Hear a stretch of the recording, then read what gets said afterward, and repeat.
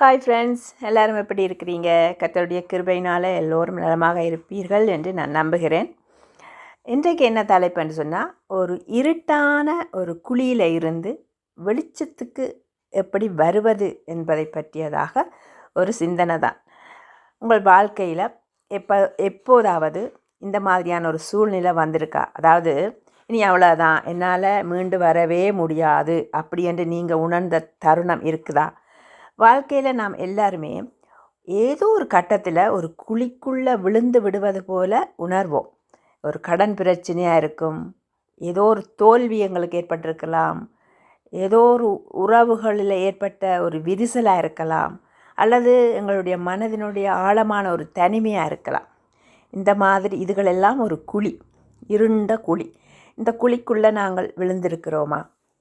நிச்சயமாக மனிதராக இருந்தால் அப்படியான ஒரு சூழ்நிலை எல்லோருக்கும் அல்ல, பலருக்கு வந்திருக்கக்கூடும். இன்று நாம் பார்க்க போகிறது சங்கீதம் 40. சங்கீதம் 40 தாவீது எழுதின. தாவீதை நம் அனைவருக்கும் அநேகமாக தெரியும். தாவீது ராஜாவை சிறு வயதிலே நாங்கள் படித்திருக்கிறோம் எல்லோருமே. ஆயிரக்கணக்கான வருஷங்களுக்கு முன்பு தாவீது என்ற ஒரு மனிதன், அவர் ஒரு மன்னராக இருந்தார். அவர் தனக்கு நேர்ந்த பயங்கரமான சரிவில் இருந்து எப்படி மீண்டு வந்தார் அப்படின்றத அந்த சங்கீதம் பைபிளில் 40வது அதிகாரம் சொல்லுது. இது ஒரு மதத்தின் கதை இல்லை, இது எப்படி ஒரு குழியில் இருந்து மீண்டு வருகிற ஒரு கலை. இது ஒரு கதை இல்லை, இது ஒரு கலை, எப்படி வருவது என்றது. அப்படியான குழிகளுக்குள்ளே நீங்கள் இருக்கிறீர்கள் என்றால் உங்களுக்காகத்தான் இந்த பதிவு.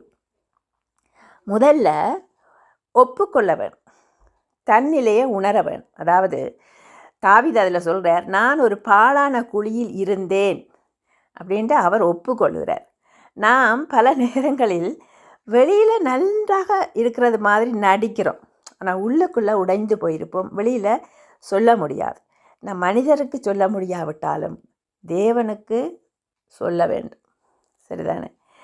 யதார்த்தம் என்னண்டா, நம் பிரச்சனை என்னவென்று நமக்கு தெரியும், ஆனால் அதை மற்றவர்களுக்கு சொல்ல தயங்குவோம். ஆனால் தாவீது அதில் சொல்கிறார், நான் கர்த்தரை நோக்கி பார்த்தேன். இப்போ நம்ம தாவீது அவர் ஏதோ ஒரு குழியில் இருந்ததாக சொல்லுகிறார் அவர், ஆனால் கர்த்தரை நோக்கி பார்த்திருக்கிறார். நீங்கள் யாரை சார்ந்திருக்கிறீர்கள்? உங்கள் பிரச்சனையையே உற்று பார்த்து கொண்டு இருக்கக்கூடாது. ஏனெண்டா அந்த பிரச்சனைகளுக்கு மேலே ஒரு சக்தி ஒன்று இருக்கிறது, அதை நீங்கள் நம்பவர். இந்த பிரச்சனைகளை எல்லாம் தீர்ப்பதற்கான ஒரு சக்தி இருக்கிறது, கடவுள் தேவன் இருக்கிறார். அதை முதல்ல நம்ப வேணும். பிரச்சனையே பார்த்து கொண்டிருந்தால் அது பெருசாக தான் தெரியும், சரிதானே? அப்போ அடுத்தது நம்ம என்ன செய்யணுமெண்டா, முதல்ல நமக்கு ஒரு பிரச்சனை இருக்கிறது, அந்த பிரச்சனையை தீர்ப்பதற்கு நம்மால் முடியாவிட்டால் ஒரு சக்தி இருக்கிறது, தேவன் இருக்கிறார், அவர் அதை மாற்றுவார் என்று நம்ப வேணும் முதல்ல. ரெண்டாவது என்ன செய்யணுமெண்டா, காத்திருக்க வேணும். அதாவது தேவனிடம் நாங்கள் எங்களை பணிவாக அவரிடம் எல்லாவற்றையும் சொல்லி குற்றம் செஞ்சுருக்கலாம். இப்போ ஒரு பாவத்தை செஞ்சிட்டோம்னா அந்த பாவத்துக்கு மன்னிப்பு கேட்டு எங்களை அந்த பாவத்திலேருந்து எடுத்து விடுங்க. ஒரு மது குடிக்கு அடிமையானவர் அந்த குடியிலேருந்து விடுதலை பெற வேணும் என்று விரும்பி அதை நான் குடிக்கிறேன், இதிலேருந்து எனக்கு விடுதலை வேண்டும் என்று சொல்லி தன்னை தாழ்த்தி ஒப்பு கொடுக்கணும். சில பேர் ஒப்புக்கொள்ளவே மாட்டாங்க. பிரச்சனைகளை ஒப்புக்கொள்ளணும். எனக்கு இருக்குது இந்த பிரச்சனை என்று ஒப்புக்கொண்டா தான் அதிலேருந்து வெளிவர முடியும். அப்போ பிரச்சனைகளை சொல்லி அதிலேருந்து என்னை விடுவியுங்கள் என்று சொல்லி தேவனை நோக்கி நீங்கள் பார்க்க வேணும். பார்த்துட்டு உடனே எப்படி இன்றைய காலகட்டம் எப்படி இருக்குண்டா, எல்லாம் உடனே கிடைக்கணும். ஒரு பொத்தானை அழுத்தின உடனே எல்லாம் மாற வேணும் என்று நினைக்கிற காலகட்டத்தில் நாங்கள் இருக்கிறோம். தாவீது அதில் சொல்கிறார், நான் கர்த்தருக்காக காத்திருந்தேன். அப்போ எங்களுக்கு உடனே தேவைப்படும், ஆனால் கர்த்தருடைய நேரம் வேறு, சரிதானே? ஒரு பட்டனை அழுத்தினால் எல்லாம் மாற வேணும் என்று நாங்கள் நினைக்கிறோம். வாழ்க்கை அது ஒரு மரம் வளர்வது போன்றது, அதுக்கு நேரம் எடுக்கும். இப்போ குழந்தை பிறந்தா உடனேவா அது ஒரு பெரிய மனுஷனாக வந்துடுது? காலம் எடுக்கிறதில்லவா? அது போலத்தான், சரிதானே? அப்போ புரிந்து கொள்ள வேணும். அப்போ காத்தெடுத்தலண்டா சோம்பேறித்தனமாக ஒரு இடத்துல உட்கார்ந்துருக்கிறது இல்லை, முயற்சி செய்ய வேணும். அப்போ முயற்சி செய்தால் இப்போ என்னால் மட்டும்தான் ஆகும் என்று நினைக்கக்கூடாது. இதுக்கு ஒருவர் துணை செய்வார், அதுவர் தான் தேவன். இப்போ படிக்காமல் நான் ஒரு முயற்சியும் செய்யாமல் தேர்வு எழுதினா தேவன் பார்த்துக்கொள்வார்னு தேர்வு எழுதினா அது எப்படி பாஸ் பண்ண முடியும்? தேவன் உதவி செய்வார். எப்படி பலத்தை கொடுப்பார், ஞானத்தை கொடுப்பார், நினைவுபடுத்துவார். அந்த மாதிரி நான் படிக்கணும், எனக்கு தேவன் உதவுவார். சரிதானே? அப்போ நான் முயற்சியும் செய்ய வேண்டும். அப்போ எனக்கு ஒரு துணை தேவை, அது தேவன் என்று நம்ம அடக்கத்தோடு இருக்க வேண்டும்.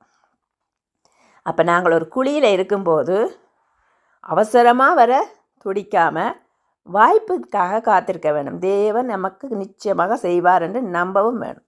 அப்போ காத்திருக்க வேணும். ஃபஸ்ட்டு நம்ப வேணும், அடுத்தது காத்திருக்க வேணும். பிறகு ஒரு புதிய முறையை கையாள வேணும். எப்படின்னா, இப்போ தாவீது சொல்கிறார், தேவன் என் வாயில் ஒரு புதிய பாடலை போட்டார். அதாவது பழசெல்லாம் மறந்துட வேணும். கடந்த கால கசப்புகள் என்ற குழியில் இருக்கிறதுக்கு காரணம் என்ன?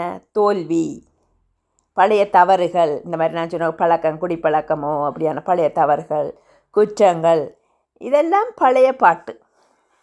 இப்போ நீங்கள் புதிய வாழ்க்கையை தொடங்க விரும்பினால், அதை விட்டு வெளியில் வரணும் என்று சொல்லி விரும்பினால், உங்கள் கடந்த காலத்தை விட உங்கள் எதிர்காலத்தை பற்றி பேச ஆரம்பிக்க வேணும். அப்போ உங்களுடைய வாயில் இருந்து வருகிற வார்த்தைகள் நம்பிக்கையான வார்த்தைகளாக மாற வேணும். அப்படி மாறும்போது தான் உங்களுடைய வாழ்க்கையும் மாறத் தொடங்கும். அப்போ பழைய கசப்புகள், பழைய குற்றங்கள், பழைய தோல்விகளை நாம் அதை விட்டு வந்துட வேணும். பழைய பாட்டு பாடக்கூடாது, புதிய பாடலை பாட ஆரம்பிக்க வேண்டும். தாவீது அதில் சொல்லுவார், புதிய பாடலை பாடினேன். அதில் 40வது சங்கீதத்தில் நமது தேவனை துதிக்கும் புதுப்பாட்டை அவர் என் வாயில் கொடுத்தார், அநேகர் அதை கண்டு பயந்து கர்த்தரை நம்புவார்கள். அதுக்கு அர்த்தம் சொல்கிறேன் என்னவென்றால், பழைய பாட்டை விட்டுட்டு புதிய பாடலை பாட ஆரம்பிக்க வேண்டும். அதாவது எதிர்காலத்தை பற்றிய நம்பிக்கையான வார்த்தைகளை நாங்கள் யோசிக்க, எண்ண, சொல்ல தொடங்க வேணும். சரி, அது மட்டுமல்ல, நல்ல செயல்களையும் செய்ய வேணும். இங்கே தான் ஒரு விஷயம் இருக்குது. தேவன் எதையும் ஆடம்பரமாக எதிர்பார்க்கவில்லை. தேவனுடைய சித்தத்தை விரும்பினேன் என்று சொல்லி அங்கே தாவீது சொல்கிறார். தேவனுக்கு எது சித்தமோ அதைத்தான் நம்முடைய வாழ்க்கையில் செய்ய வேணும். இப்போ நம்ம ஒரு ஆடை அணிகிறோம் என்றால், இது தேவனுக்கு பிரியமா, இந்த ஆடை தேவனுக்கு பிடிக்குமா? நீங்கள் கேளுங்க, போட்டுட்டு ஆண்டவரே இது உங்களுக்கு பிடிக்குதா, இந்த ட்ரெஸ் நான் போட்டுட்டு போகலாமா என்று கேளுங்க. அவருக்கு பிடிக்கும் என்று நீங்கள் நம்பினா அதை போடலாம். சரிதானே? நீங்கள் ஒரு செயல் செய்கிறீங்க, கோபத்தில் யாரையாவது திட்டுறீங்க, ஆண்டவர்கிட்ட கேளுங்க, நான் திட்டுறது உங்களுக்கு பிடிக்குமான்னு. அவருக்கு பிடிக்கும்னா திட்டுங்க, அவருக்கு பிடிக்காது.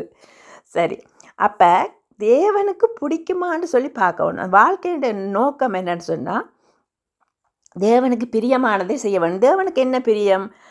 மற்றவர்களுக்கு உதவுவது தேவனுக்கு பிடிக்கும், நேர்மையாக இருப்பது தேவனுக்கு பிடிக்கும், அன்பை செலுத்துவது தேவனுக்கு பிடிக்கும். இதுதான் தேவனுக்கு பிடித்தது.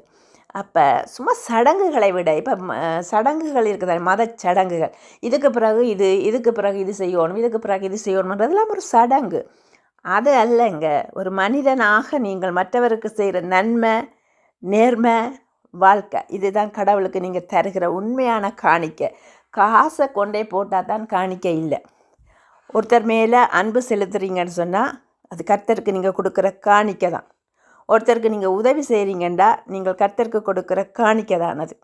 சரி, அந்த உதவி செய்கிறதுக்கு சிலவள பணம் தேவைப்படலாமே தவிர, நம்முடைய மனம் இது தேவனுக்கு பிரியமான செயல். நம்ம நேர்மையாக நடக்கிறது நாங்கள் கர்த்தருக்கு கொடுக்குற காணிக்கை தான். புரியுதாங்க? ஒரு படுகுழியில் இருந்து நீங்கள் எழும்ப வேண்டும் என்று சொன்னால் முதல்ல தேவனை நம்பணும், காத்திருக்க வேணும், அவருக்காக நல்ல செயல்களை செய்ய வேணும், தேவனுக்கு பிரியமானதை நீங்கள் செய்ய வேணும். நிச்சயமாக அந்த குழியிலிருந்து நீங்கள் எழும்பி ஒரு ஒளியான வாழ்க்கையை நோக்கி போவீங்க. நண்பர்களே, உங்கள் வாழ்க்கை உங்கள் கையில் மட்டும் இல்லை, அது ஒரு கன்மலையின் மீது உங்கள் காலை ஊன்றி உங்களை வழி நடத்த ஒரு சக்தி இருக்கிறது. அந்த சக்தி தான் இயேசு கிறிஸ்து. அவர் உங்களை அந்த பள்ளத்திலிருந்து தூக்கி எடுக்க காத்திருக்கிறார். நீங்கள் எங்கே இருக்கிறீர்கள் என்பது முக்கியமல்ல, நீங்கள் எங்கே போகிறீர்கள் என்பது தான் முக்கியம். உங்களுக்கு புரிந்திருக்கும் என்று நினைக்கிறேன். God bless you. Bye.